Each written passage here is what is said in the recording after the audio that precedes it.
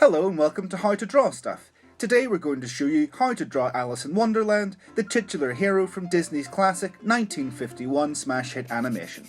Let's get started.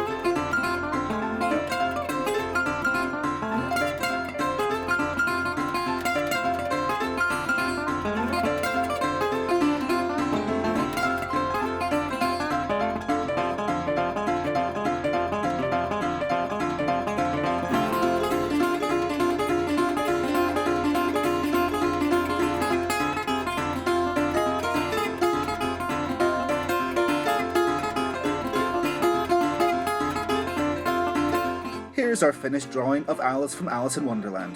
You can see how to draw other characters from this story with the links in the description, but please leave your comments with any more you'd like to see. We'll see you next time.